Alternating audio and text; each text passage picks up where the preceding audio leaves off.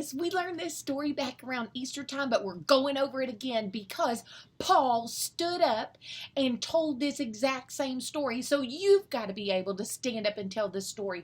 What's the story? It's God's story. It's God's story. The good news of Jesus. So in Acts chapter 13, we read that Paul and Barnabas were in a synagogue, and the men in the synagogue, they said to them, please stand up and tell us any words of encouragement that you might have for the people. And so Paul stood up, and the Bible says he motioned with his hand, okay, men of Israel, you who fear God, listen. That's us. We fear God. We love God.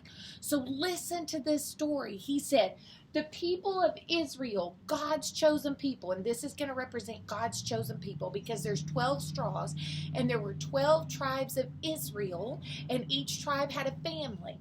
And Paul said to the men that day, during their stay in the land of Egypt, God gave them favor, and then he led them out. So we're going to pretend over here that they were in Egypt. But then when they became slaves in Egypt, God parted the water and brought them out of Egypt, right? And then once he brought them out of Egypt, these Israelites, they spent 40 years wandering around in the wilderness for 40 years. And then God brought them out of the wilderness into the promised land. And he led them by Joshua. And they had to fight for this promised land. It was not easy. But they trusted in God. And God led them.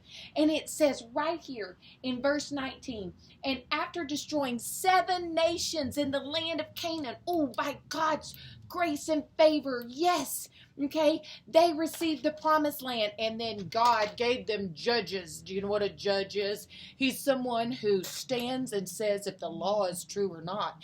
In today's land, usually a judge will wear a big black robe, and they'll have a gavel, and they'll do like this. Well, God sent judges to rule the Israelites after they conquered the promised land, and there they were being ruled by judges. But then the people said, the Israelites said, we want a king. We want a king. Do you remember this? And so God sent them a king. First he sent them Saul, and then he sent them David, okay, and then their next king was Solomon. But right here in Acts chapter 13, Paul stops and he said, do you remember King David? He was a man after God's own heart.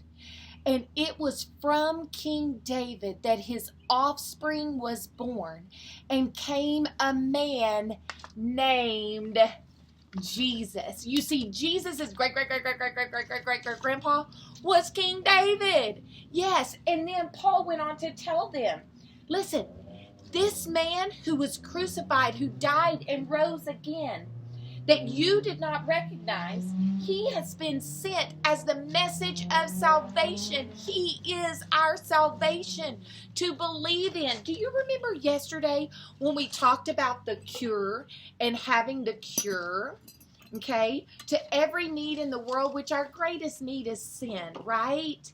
Paul was telling them the cure, what they needed was Jesus, that Jesus was the one.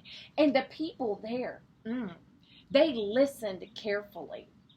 And he said to them, everyone who believes is forgiven of their sins and is free from everything. And the people, as they listened, do you know what they said? What do you think they said? Listen to this.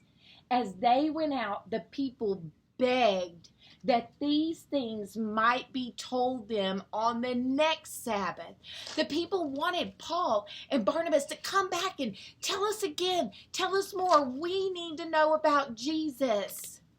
Listen, there are people all around you that need to know about Jesus. And you are the one that God has sent in their life to tell them about Jesus. Maybe it's your next door neighbor.